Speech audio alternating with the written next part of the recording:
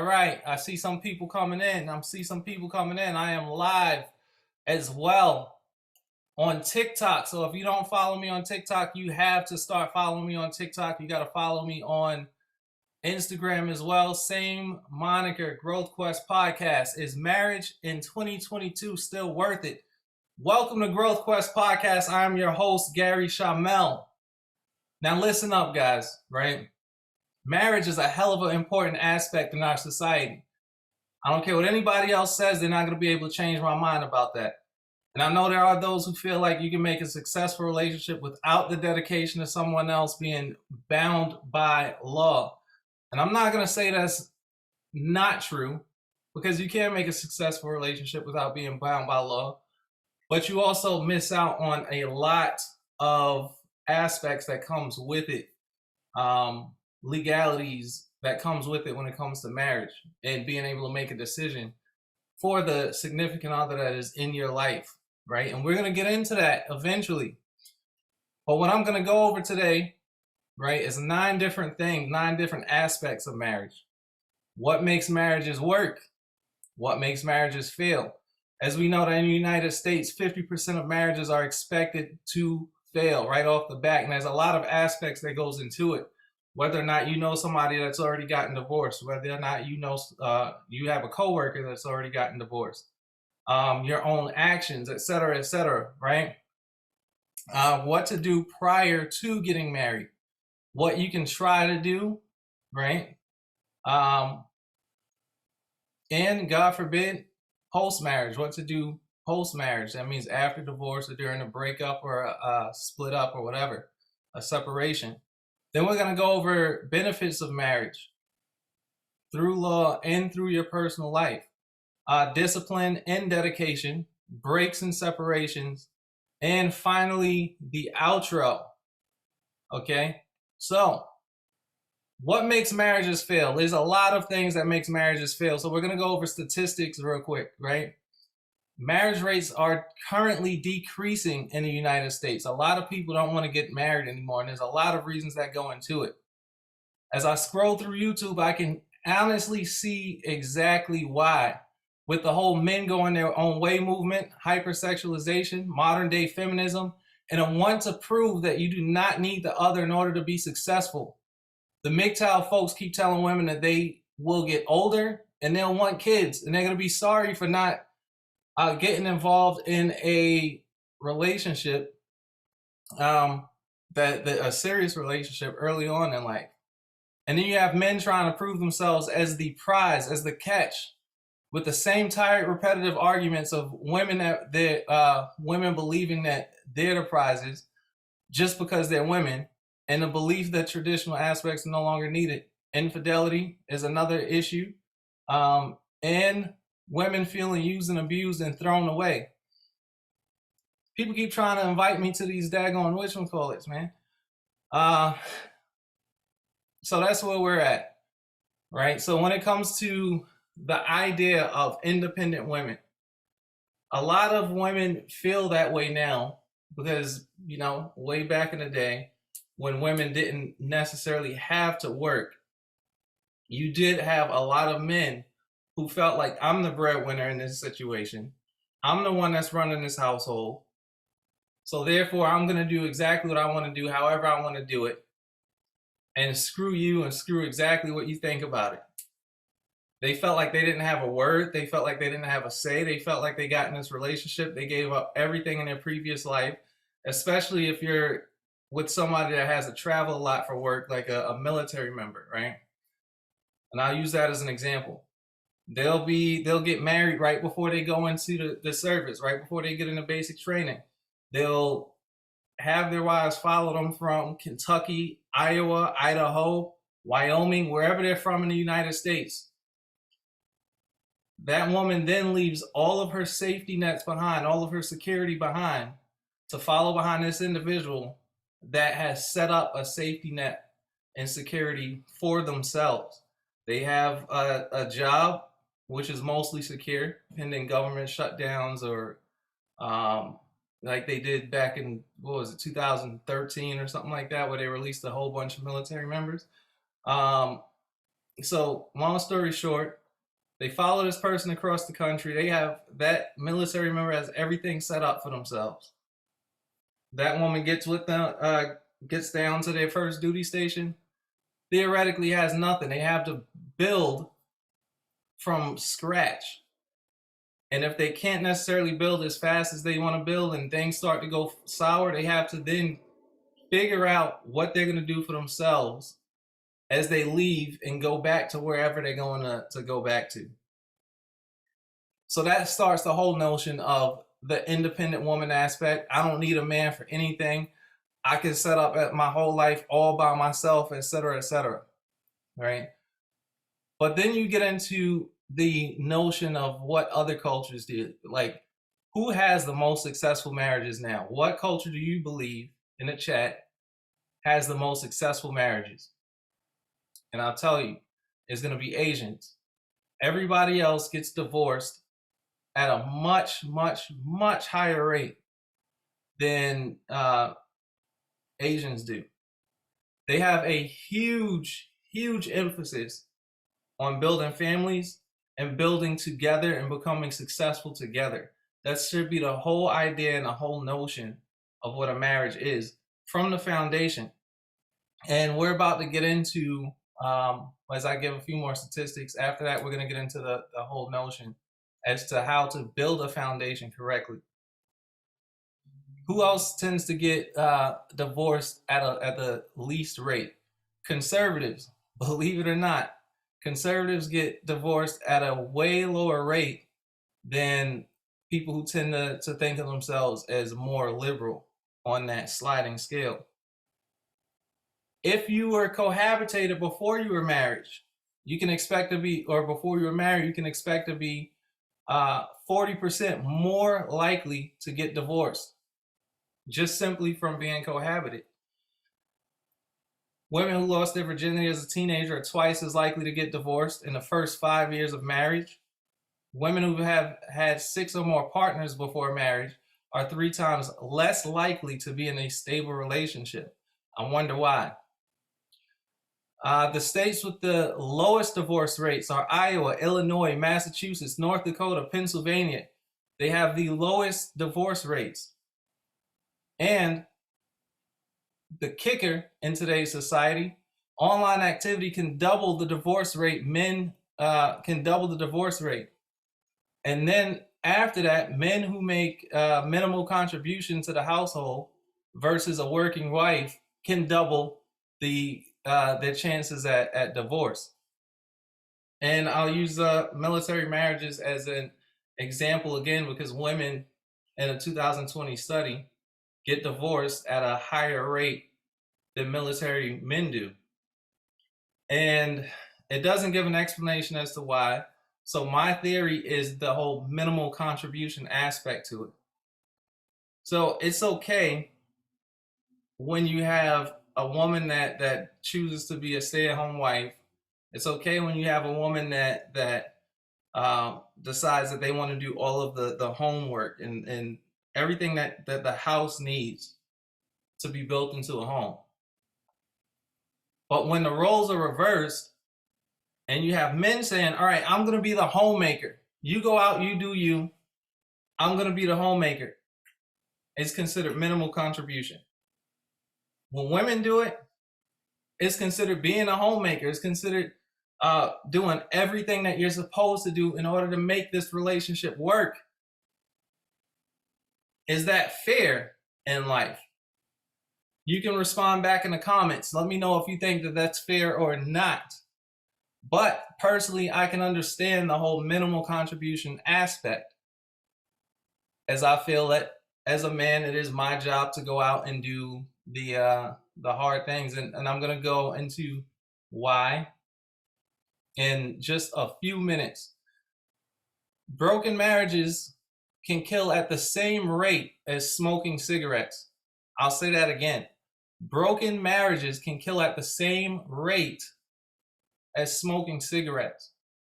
Going through divorces is a very, very stressful thing on a person's mental, right? I've been through one already. I'm on my second marriage. And I can tell you right now that it has aged me a lot. The jobs with the highest divorce rates, these are all jobs that are considered to be female jobs, right? Again, this is from a 2020 study. Dancers, bartenders, massage therapists, gaming cage workers, and gaming service workers, right? And the jobs with the lowest rates are the ones that keep you the busiest. And I wonder why the jobs that keep you the busiest have the lowest divorce rates. Foot stomp for the men out there. Farmers, podiatrists, clergy, optometrists, and agricultural engineers have the lowest divorce rates among every other career field that was part of this study. And again, military women are more likely to get divorced than military men. So turning back, and I never even mentioned porn addiction, right? But I did say online activity.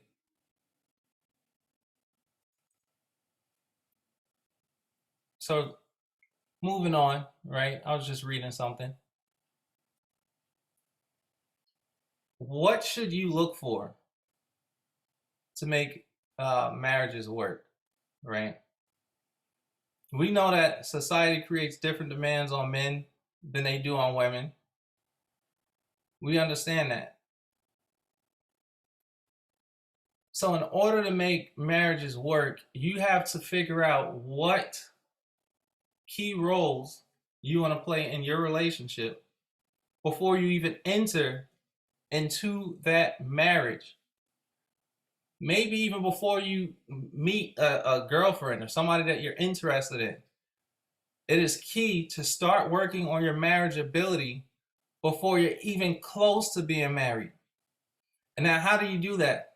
You notice your bad habits, you notice your temptations, your negative thoughts, your baggage, your negative aspects. In the same way you eat an elephant, how do you eat an elephant? You take one bite at a time. One bite at a time.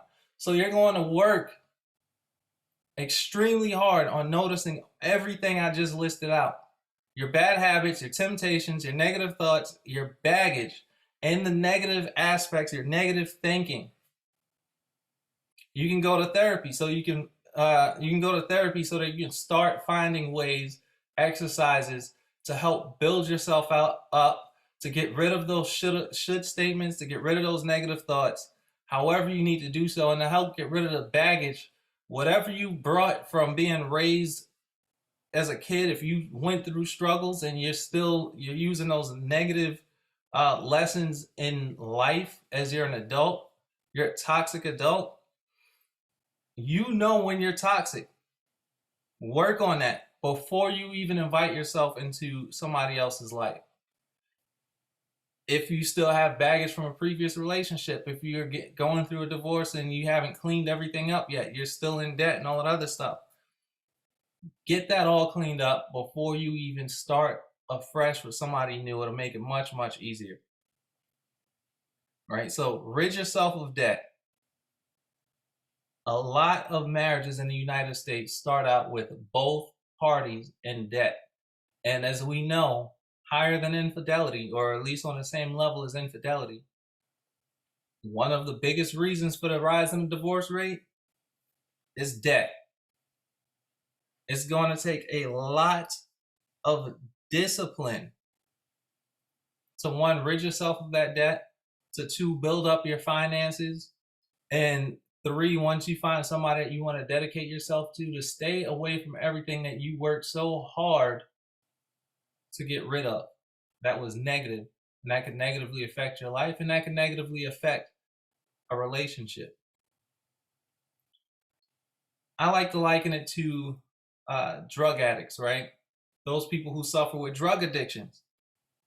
You'll never see a heroin addict that did not relapse that is hanging around the same old toxic people that have not kicked their addiction. They have a new set of friends. They have new family members that they frequent around. And they only go around people that have a positive mindset and that wants to help build them up as individuals. And likewise, they return that to the people that they frequent around now as well. Those are the people that you want to find in your life. You ever heard birds of a feather flock together? Well, it's time to find a new flock to flock with. All right? Still talking about discipline. Find out what makes you dedicated and practice dedication to something before you even make the decision to get married. Ask yourself what worked and what didn't work. Times you were disappointed, lazy, too comfortable. What made you bounce back from those areas? What did you do to be innovative and think of new ideas that would make you stick with what you dedicated yourself to?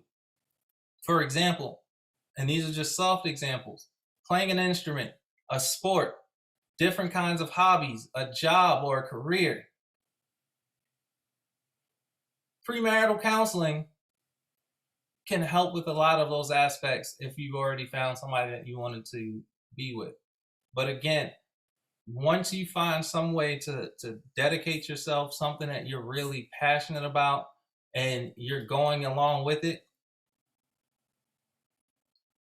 then you can take all of those lessons that you learned from maybe that just soft little example. For example, if you start learning how to play the saxophone and you got to the point where you were better than Kenny G, who's a very famous saxophone player, or you're doing a guitar and you became better than Carlos Santana.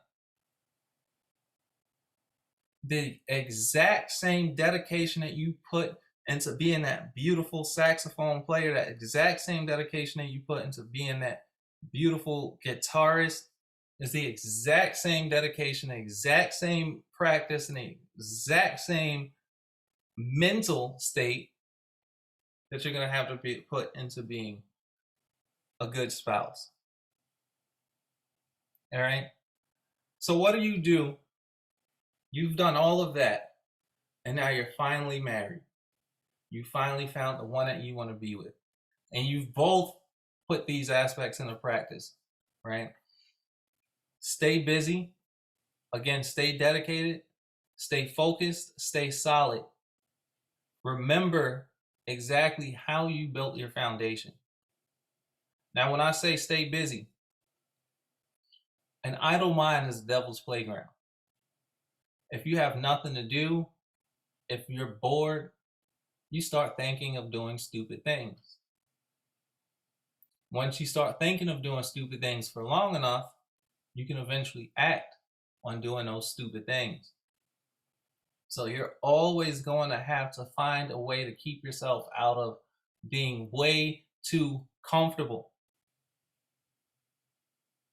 Being way too comfortable is a bad thing. You have to have moments of being uncomfortable, moments of trying to figure out how to rededicate yourself, moments of trying to figure out, how am I going to pass this time?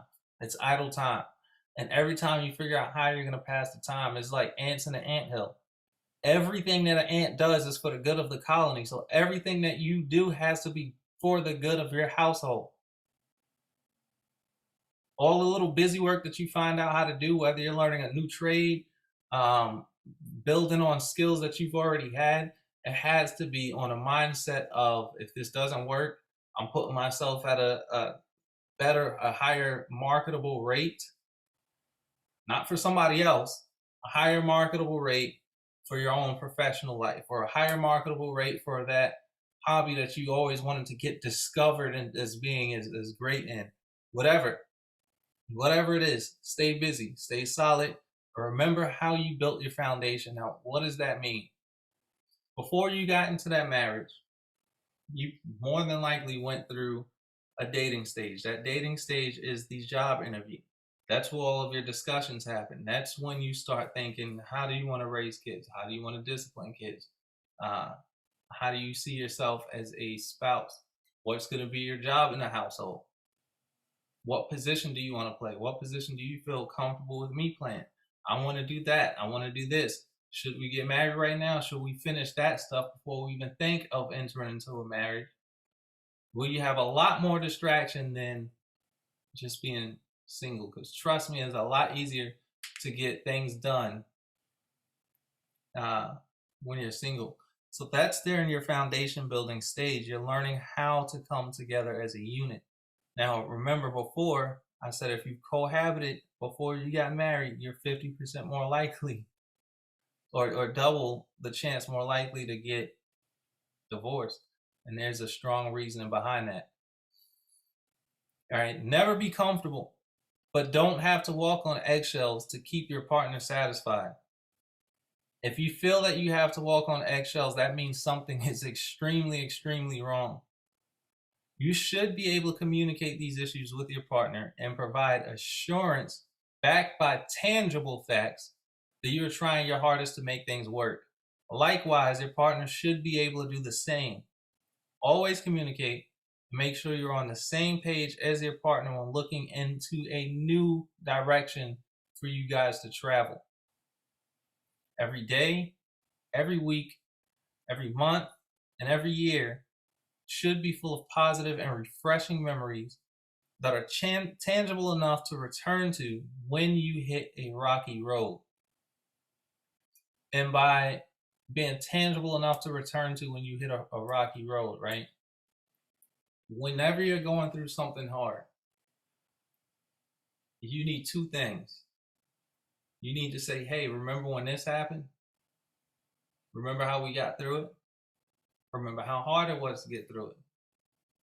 And back then, it's just a small blip on our radar now, but back then we thought it was the biggest thing that we've ever seen. Now this seems like the biggest thing that we've ever seen, but we got through that, we can get through this. And if tensions start to build up because of whatever the situation is, you need something tangible, and this is the second part of that you can return to and say, hey, look at all of these memories we have built up together. Look at the businesses that we've started together. Look at how we raise the kids. Look at their achievements. Look at the report cards, etc., etc. We did that together. We cannot afford to let this fall by the wayside. So every marriage will have wounds, right? But we need to make sure that the wounds are not self-inflicted. And what I mean by making sure that your marriage's wounds are not self-inflicted is you're not going to sit there, take the knife out, and cut your own arm, right? Because wounds will always heal. Wounds will always heal. But if you sit there and you cut your own arm, that scar is going to be there forever. And it's really, really hard to ignore the scar. The pain may be well in the past. The pain may be gone. But when that scar is there, every time you can hide it, you can dress it up real well. You can put long sleeve shirts on and nobody else sees the scar. Everything looks perfect. You dress to the T to everybody else around you. But when that shirt's taken off and you look back at that scar is still there.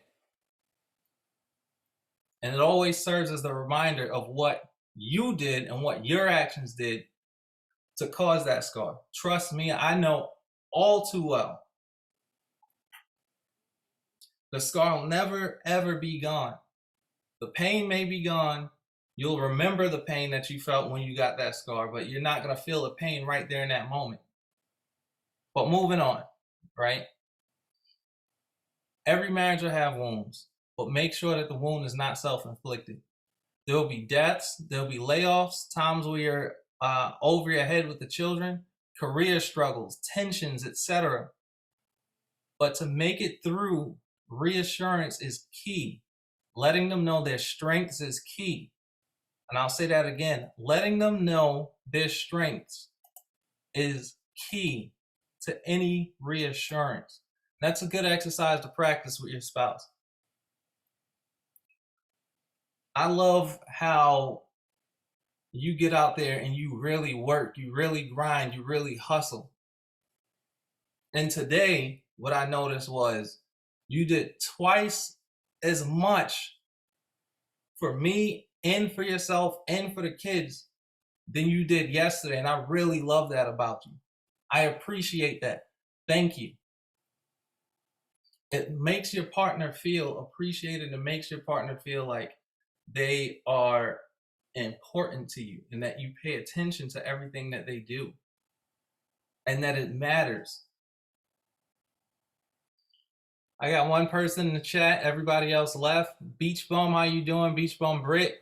Let me know what you think about the discussion so far. I'm glad you're here. Give me some likes. Share the chat. Share the live. Give me a follow if you don't mind. Moving on. Finding areas to strengthen and working with each other through those areas, although that can be very uncomfortable, is key.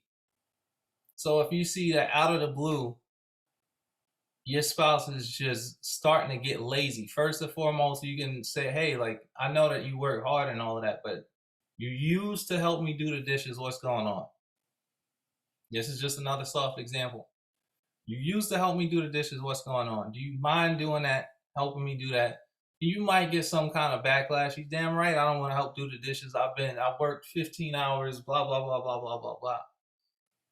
But when you notice that it starts becoming a habit, even on days that they didn't work that 15 hours, it'll be uncomfortable having those conversations saying, hey, I'm noticing that you're starting to develop a weakness. A weakness is a kink in the chain, and you don't want that chain to break. You always want to keep that chain in operational order so that the strength is there. You can yank on it. You can try to get some cutters and cut through it. It's not going to happen. So you always have to have those conversations with one another. And you can even bring it up yourself. Hey, I need some feedback. What weaknesses do I have that you notice that helps weaken the marriage? How do you think I can work on it? Because I think I can go about it this way. Okay? And that goes into building together as a team. Conquer the highest of mountains, and do not be afraid to venture into the depths of oceans. Pressure creates diamonds and pearls. I gotta say that again for you guys, right? Conquer together the highest of mountains, and do not be afraid to venture into the depths of the oceans. Pressure creates diamonds and pearls.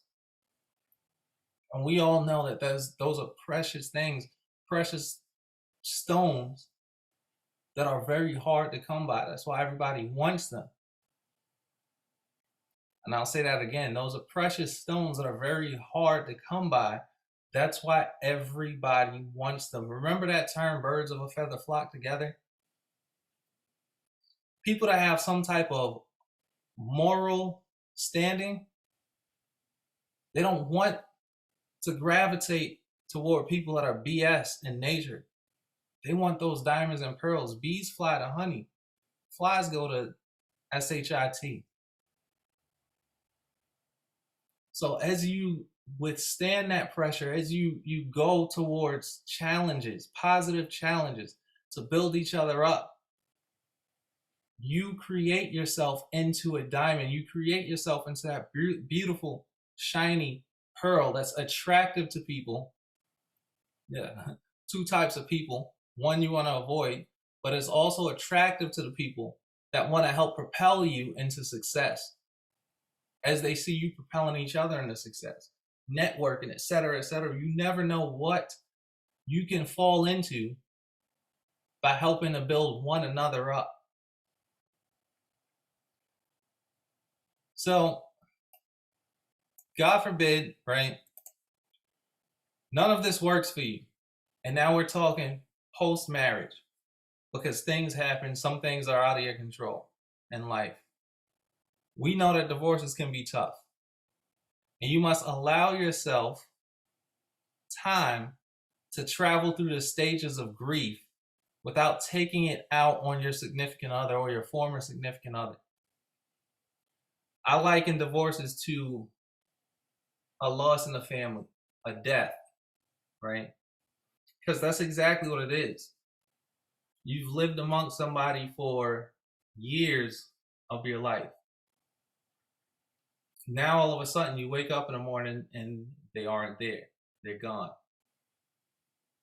Now all of a sudden, the person that you used to call every day to check on, maybe you surprise them at their job with lunch. You don't do that anymore. That became a habit in your life that all of a sudden one day stopped, broken to pieces. So you start going through those stages of grief. So before you even start the divorce process, it is very important that you both come to the understanding that you both have to go through the stages of grief for the very important reason, especially if you have children involved, that you're not taking jabs at one another, and you got to the point where you can be fair with one another as you're talking back and forth as to, okay, we can split this up, you can take this. I don't really want to give up the house, so what if we did, like, we brought renters in and I split the money with you, or however it goes, because you always have somebody that wants to stay in the house and the other person doesn't want to pay for it, and then you start thinking alimony, and then y'all are going back and forth trying to battle it out with each other. Take the time to travel through the stages of grief. That doesn't mean separate from one another and jump right into another relationship just because I'm married on paper, because now you're bringing that baggage over somewhere else. All right. And like I said, be fair, but do not allow yourself to be taken advantage of. Be willing to let go of things that accumulated during the marriage, but take your time in doing so, because you never know. People always, oh, I'm getting a divorce, I'm getting a divorce, and they start throwing stuff out, and now all of a sudden they're back together. So you can slowly start, okay, I'm going to get rid of this. I don't need that anymore. This serves no purpose in my life. And start cleaning the old stuff out to make way for the new, right? Be amicable and have the conversation before marriage. How would you be willing to handle a divorce if, God forbid, this fails? And you can do that through prenups, but if you didn't and you get involved in a marriage, postnuptial agreements are not a bad idea whatsoever. Like, at all. Don't be mad because your husband comes to you and say, hey, I think we need to do a postnuptial agreement. Oh, you think just because you started that new business, I want your money? Well, I was kind of with you when you were shooting in the gym. But that's cool. Have that conversation. Why do you want a postnuptial agreement? Okay, well, you think I shouldn't touch that? Well, I do this, that, and that, and that. So I want to include this. That's the time you can really sit down and start going back and forth as to what you want in that postnuptial agreement. Because it's not all about what they think they're gonna come to you with, and is a two-way street, baby. All right. So breakups and separations aren't a bad thing. So before it gets to the point where you're like, we're definitely going down the grounds for divorce, it's not a bad thing to say, hey, I'm going to take some time, especially if you don't have other things to worry about. And say, I'm going to go to my parents' house, I'm going to my sister's house for this length of time. Make sure your partner knows that this is not a breakup, but things are taking a turn, and it's time for you guys to work on things separately, because sometimes being in that household can be a complete distraction. Things that you wanted to do, whether it's school, you can't necessarily get schooling done because the husband needs something, and then the oldest boy needs something, and then the middle child needs something, and the youngest child needs something. And at the end of the day, you're so tired, you see that you got absolutely nothing done that you needed to do for yourself. A lot of people think when they go through the separation stage that makes them single, and they start looking at other things and becoming distracted by other people. No, that's the time that you get to do a self, not diagnosis, but you get to reflect on yourself. You get to build yourself back. So if you decide that you want to come back, together, you should be 1,000 times of a better person than you were before you both decided that you wanted to go through that separation. Likewise for your opposite spouse. They should be 1,000 times, and you don't go so far that you can't watch what they're doing.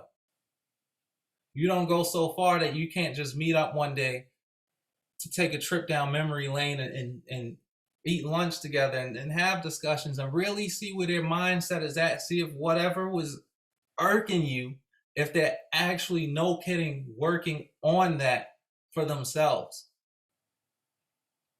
And the same way you're trying to get reassurance from them for working on themselves, you have to be able to provide that reassurance in the opposite direction. Yes, I'm working on me. This is something that I noticed in me that I should not have done in this relationship. And this is how I'm getting rid of that weakness. This is the strength that I'm working on. I used to get dishes done in 10 minutes. Now I'm going to get these dishes done in 5, baby. That should be the mindset. If we get back after this separation, I'm going to be so much better to you and for you than I ever was. Let me know. I see y'all in the chat. Let me know if what I'm saying makes sense to you guys. Y'all can conversate too. Y'all don't have to. This will make a much better discussion if I have ideas to bounce off of other people. I love y'all. Thanks for coming in and watching and listening to the podcast as I piece this little thing together. All right. So again, do not go into a break or separation and get it in your head that you are free to do what you want, unless you know for certain that you're going to travel the road down to divorce. Again, unless you know for certain, without a shadow of a doubt, as you'd say in a court, that you're traveling down the road to divorce. It may be considered in this moment, but you should always act as if you are still married. If there is a possibility of reconciliation, take this time to strengthen your mind, your body, your soul, work out, develop a new skill, fix the places in your mentality that you developed that was not positive and not conducive to your relationship. Be honest with yourself. You know exactly what your faults are. A lot of issues that come in marriages is because people are not honest with themselves, so therefore they can't be honest with their spouse. You know when you're wrong. I mean, am I right to the people that's watching the live? Do you know when you're in the wrong? And do you practice that denial? Do you look for little excuses to say, well, he shouldn't have done this or she shouldn't have done that? Then I wouldn't have reacted the way I reacted. Nobody put a gun to your head and told you to react that way. You're in control of your own emotions. You're in control of your own reactions. I said in a previous episode of this podcast that when dealing with kids, if you know that there's certain things that trigger you, certain words that trigger you, sometimes you have to notice when those triggers are being pressed or pulled rather, and take a step back and go take a breather somewhere. Know what triggers you. Okay? Be honest with yourself and know your faults. Take as much space as you need for yourself in order for you not to be distracted with those marriage issues. You can return to them later. Start building yourself up so that they're no longer issues. And by the time that you decide to come back together, as previously stated, you should have strengthened yourself enough to where you can be better together than where you were before. When I'm not around my wife, right? Say she's going to visit family and she's got the kids and all of this other stuff, and it's just me. I found it much easier for me to go to the gym. I found it much easier for me to develop projects. I found it much easier for me to study. I found it much more easy for me to learn new things and to develop career-oriented decisions when I'm not worried about what they need in this moment. So when they do come back home, hey, look what I achieved. Let me show this off. Why you ain't telling me about it? I don't need to tell you about it. Okay? I came up with a whole new business idea that I'm trying to start getting off the ground now, which includes this podcast, which includes the whole TikTok, which includes a whole conglomerate of things. And it was easier for me to do it without the worry of my kids being in the house and without the worry about my wife being in the house, right? And second she comes back down, all of a sudden I'm like everywhere. My mind is everywhere. I'm just, oh, my wife is back. I'm so happy, blah, blah, blah. You know, I'm doing little dances and getting jiggy. I know that's not the cool way to say it. I just felt like saying it because I haven't said it since like 1999 or wherever Will Smith came out with that song. Okay. So every decision you make during this time should be a decision where if you are to divorce, you're in a much better position than you were beforehand. Again, more marketable for better job positions, more skilled for side gigs and side jobs, more happy and confident with yourself, which is very, very important. Likewise, if you do get back together, you're able to offer each other much more to your marriage than you initially did. While you're in that separation process, do not lose contact. Be there to provide tangible enough reassurance that you are still around and you haven't went anywhere. And that goes for both of you.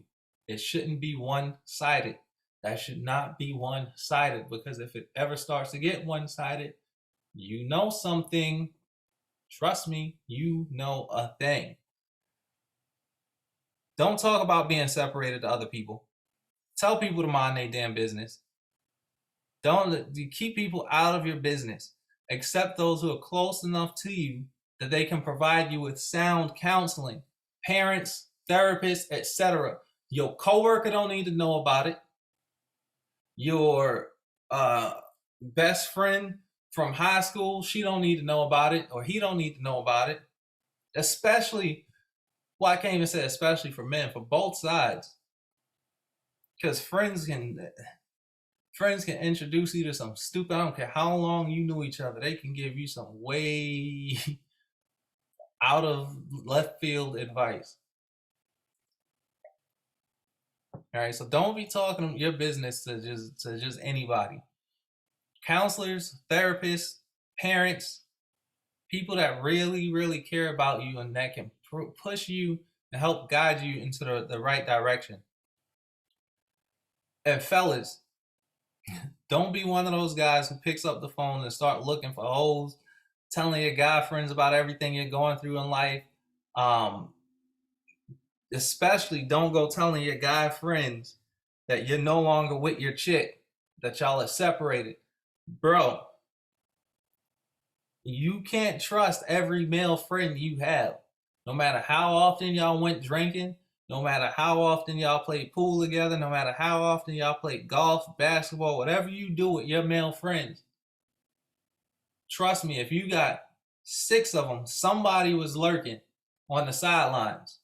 Somebody's trying to play the sideline game. Men that's listening to me, y'all know how this works.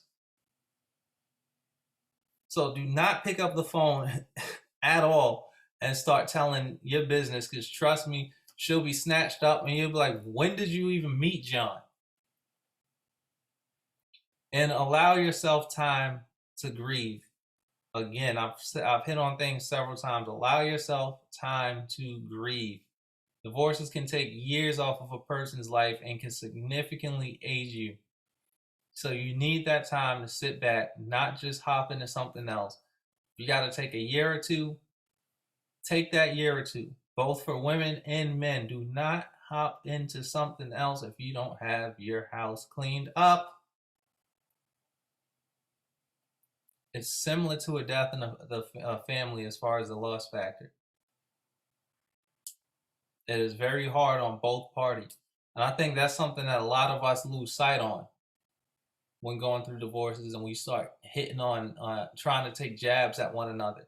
Just like you're hurting, that person is hurting too. Just breathe for a little bit.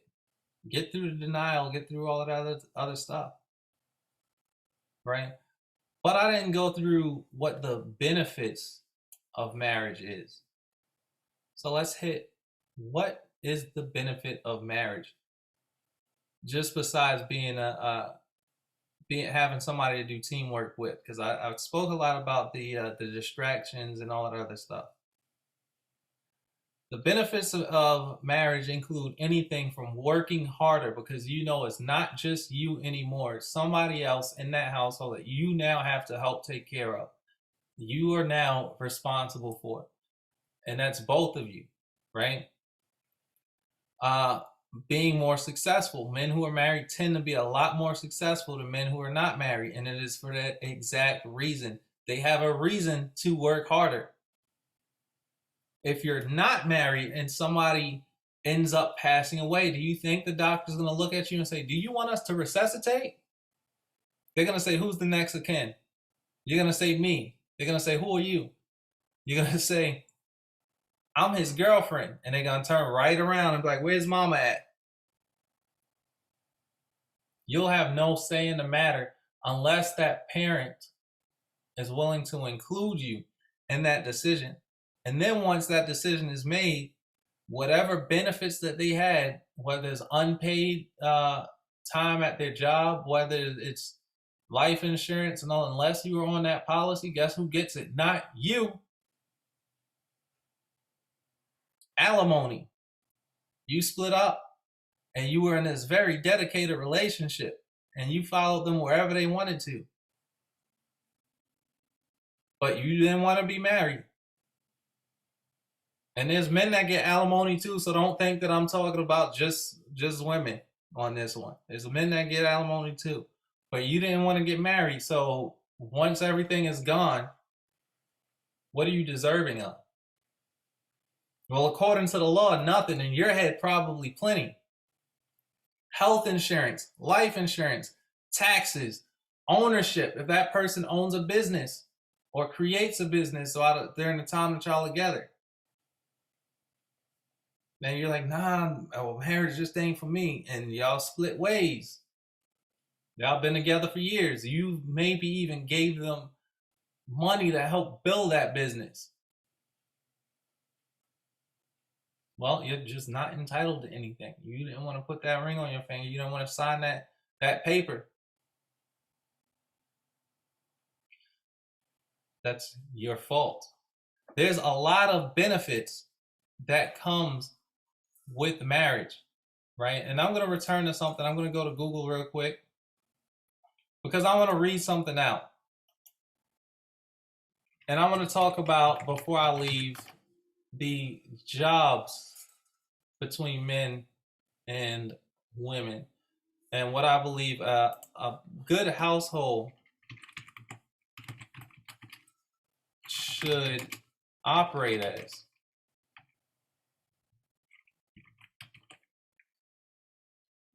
And no, I'm not a preacher. I'm not about to preach to you, but I do think this is a beautiful thing to have knowledge of. Right? I want to make sure I pull up the right thing for you guys. It's the Virtuous Woman. And this is coming out of Proverbs. Who can find a virtual woman? A virtual woman? Ha! Who can find a virtual woman? You tell me. Who can find a virtuous woman? For her price is far above rubies. The heart of her husband doth safely trust in her, so that he shall have no need of spoil. She will do him good and not evil all the days of her life. And this goes into the whole argument of what do you bring to the table, right? I'm gonna pause this for a second. This goes into the whole argument of what do you bring to the table.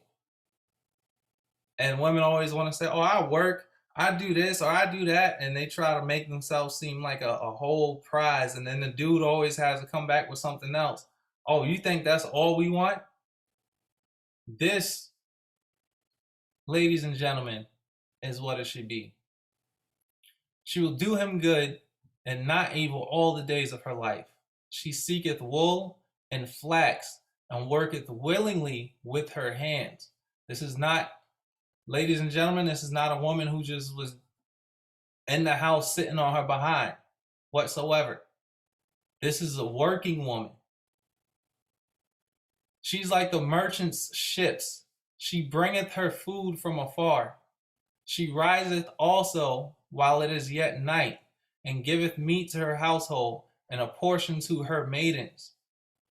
All right, so we know that the men are out there working, right? We know the men are providing for the household, but in her own way, in her own right, she's also providing for the household. So this is a woman who multiplies, who takes everything that the husband brought home and makes so much out of it that she's also able to provide to her helpers, right?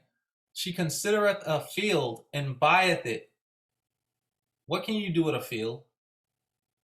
What can you do if you own land? She's an investor. With the fruit of her hands, she planteth a vineyard. This is a woman who's an investor. This is a woman who the husband is out there doing what he needs to do. He's bringing stuff home and he's providing for the family, but she's taking what he's bringing home and she's doubling it. So what do you bring to the table? That should be your answer whenever somebody looks at you in your face and says, what do you bring to the table? Anything you bring me, guess what? I'm going to double it. I'm going to triple it because I'm a virtuous woman. Anything you have to offer, you think you great? Wait till you get next to me. Just like Beyonce said in that song with Jay-Z, let me upgrade you. She girdeth her loins with strength and strengthened her arms. So she's no slouch. She's also out there getting it in the gym, baby, right? She perceiveth that her merchandise is good. Her candle goeth out, her candle doesn't go out. She layeth her hands to the spindle, and her hands hold the distaff. She stretcheth out her hand to the poor. Yea, she reacheth forth her hands to the needy. If she sees that you're in need, she will provide because she helped build so much that is just plentiful in the household. She really made that house a home. There's so much that she's got enough to give to those who need, right? She did that. That doesn't say anything about her husband doing that. What do you bring to the table? She is not afraid of the snow for her household, for all her household are clothed with scarlet. She maketh herself coverings of tapestry, her clothing of silk and purple. Her husband is known in the gates when he sitteth among the elders of the land. That's a big thing. I don't care what disagreements you have. Do not embarrass your husband. Always build your husband up. Do not embarrass your wife. Always build your wife up. I don't care what y'all are going through in the house. When you speak to little Timmy Turner down the street, Timmy Turner better hear, my wife is excellent. Timmy Turner better hear, my wife does this, my wife does that. Not, oh man, this woman again. So disappointed in her. She's such an idiot. That's not what Timmy Turner should hear. You shouldn't go to your husband's job arguing about him or trying to be sassy in front of his coworkers and taking little jabs at him. I mean, unless that's how y'all joke around. Right? He's known at the gates. She maketh fine linen and selleth it. Again, she's a business owner. What do you bring to the table? This should always be your answer. Anytime one of those MGTOW people come to you and say, what do you bring to the table? This whole list should be your answer. Strength and honor are her clothing, and she shall rejoice in time to come. Strength and honor. She opens her mouth with wisdom. Wisdom. And in her tongue is the law of kindness. She looketh well to the ways of her household, and eateth not the bread of idleness. What did I say earlier? That an idle mind is the devil's playground. If you're sitting there, you have nothing to do, nothing tangible to touch. You start thinking stupid things. The longer you allow yourself to think stupid things, eventually you're going to start doing stupid things. And it says it right here. That's a good lesson for men as well. But look, this is a woman of virtue. This is your answer. I'm not idle. I don't just stand idly by. I have too much going on, too much to do to even operate in stupidity and think of stupidity, because every time I'm doing something, I'm seeking wisdom so that I can impart and speak wisdom and pour the I don't talk anything that's stupid. I don't have time to talk about stupidity. You have something important to say? Okay, conversation's done and over with. I'm going over here. I have a family to help take care of. Her children arise up and call her blessed. Her husband also, and he praiseth her. There you go, man. If you know for a fact that you have a woman of virtue, the first thing you should do is praise her. Every one of my videos that I have been doing as of recent, because I just restarted these videos, I end it at some point and I say, I love my wife. I have my ring finger. I make sure I put it in the camera as much as possible. I talk with my hands anyway. But now I don't just talk with my hands. I talk with my hands like this. Like I'm doing karate. Because you should see it. I want everybody to see it. I want everybody to know it. I'm proud of what I got. I am. Many daughters have done virtuously, but thou excellest them. Many daughters have done virtuously, but you push them forward, baby. Favor is deceitful and beauty is vain, but a woman that feareth the Lord, she shall be praised. Give her of the fruit of her hands. Give her what she deserves, and let her own works praise her in the gate, so everybody will see what she has done, and they'll know it's because of that woman that the house became a home. Come on, baby. On that note, I believe I am done with this episode. I feel like I should go a lot deeper, but I think this has been long enough, and I think y'all get this is over an hour. I think y'all get the point by now, right? Thank you for the one person that actually stayed and listened to what I had to say. Share, give me a follow, let everybody know what my podcast is about. It's called Growth Quest Podcast because that's what I'm all about. If it's stupidity, I don't want to talk about it. I want to see people be successful because I know the areas in life that I have failed in, and I know exactly how hard it is to climb up out of the hole that you have dug for yourself. When you gave yourself that self-inflicted wound that I talked about earlier, I know exactly how hard it is to climb up and to heal from that. So if I can put people on game and let them know the lessons that I learned going through life from my own experiences, I'm going to do it because I want to see people grow from the bottom of my heart. I'm not even joking. Like, I just care about people. I love people. Even people that I don't like I still want to see you. I don't want to see you get hurt. I might laugh if you fall down a flight of stairs, but if you get up and okay, that's funny. And I'm like, yes, I don't like him or her. But again, this is the end. Growth Quest Podcast. Depending on what platform you're watching this on, like, share, subscribe. If you're seeing this on TikTok, give me that follow. And I'm out. I hope you guys have a blessed and wonderful evening or day or whenever you get the chance and the opportunity to listen to this.